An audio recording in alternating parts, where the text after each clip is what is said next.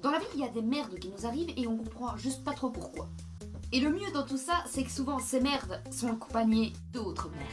Et parfois, t'as tellement une merde qui t'arrive que tu te dis que t'as sûrement quelqu'un qui te jette des sorts dans un coin avec une petite poupée vaudou. Je te souhaite la gastro. Mais sinon, je vous parle de ça parce que je suis le type de personne que quand il lui arrive une merde, il lui arrive une autre merde. C'est particulièrement scientifique. Il n'y a rien de Si, scientifique. c'est scientifique. Non, il n'y a J'ai même fait rien. des calculs pour te prouver. Racine carrée de KO plus emmerde au carré divisé par le cosinus de la pi, ça donne moi. Qu'est-ce qu'il Ça faut pas donne entendre? moi. Un truc qui est bien avec moi, oui j'ai détaché mes cheveux. Un truc qui est bien avec moi, c'est que quand il y a un truc qui m'arrive de bien, ben j'ai d'autres trucs de merde qui arrivent à la suite. Comme ça je suis pas trop contente pendant un trop long moment. C'est pas bon que je sois heureuse. Après l'équilibre du monde, il bouge là. Pour vous donner un exemple tout con mais qui est totalement vrai, le jour même où j'ai réussi mon permis, nous avons un arbre de 35 mètres en face de la maison, il y a eu de l'orage, le haut de l'arbre a explosé. Avec l'orage, donc une quinzaine de mètres de l'arbre est tombé sur ma voiture. Le jour même de mon permis. Là, pour ne pas vous mentir, on voit bien le haut de notre merveilleux conifère qui n'existe plus.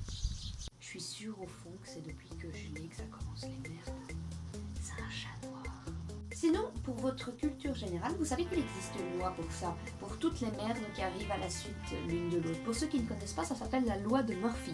Alors cette loi, elle date plus ou moins de 1947 à 1950, enfin c'est plus ou moins les dates de sa création, par monsieur Edward Murphy, qui était un ingénieur aérospatial américain à la NASA. Et en fait, il faisait plein d'expériences sur comment envoyer des hommes dans l'espace et tout. Mais le problème, c'est qu'il y avait tellement de merde qui se passait dans ces expériences qu'à la fin, Edward, il s'est dit...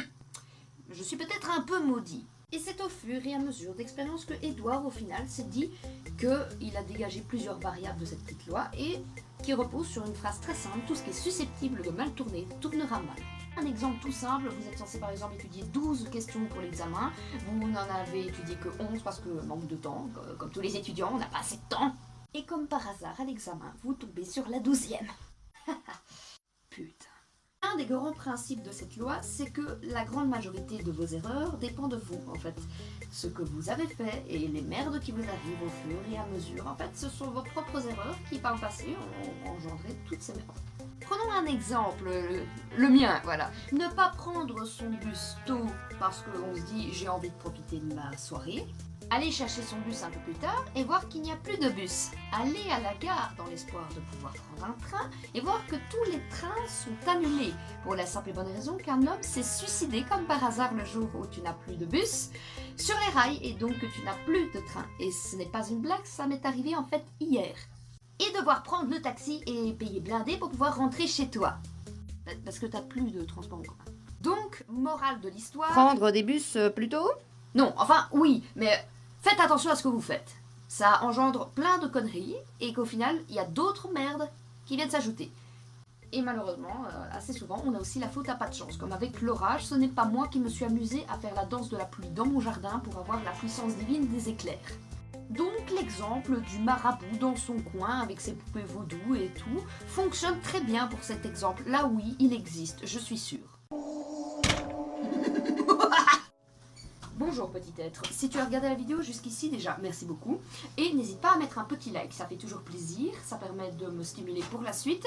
Et aussi de dire que tu l'as bien aimé. Tu peux aussi la commenter pour dire carrément ce que tu en penses, ou la partager pour la montrer à tes amis et peut-être que je puisse toucher plus de monde. Parce que les gens ne se rendent pas compte, mais le partage c'est super intéressant pour les gens qui débutent dans la vidéo comme moi. Tu peux aussi t'abonner à ma page YouTube Colombe Rouge ou à ma page Facebook Colombe Rouge si ce n'est déjà fait. Je te souhaite une bonne journée et pas trop de merde.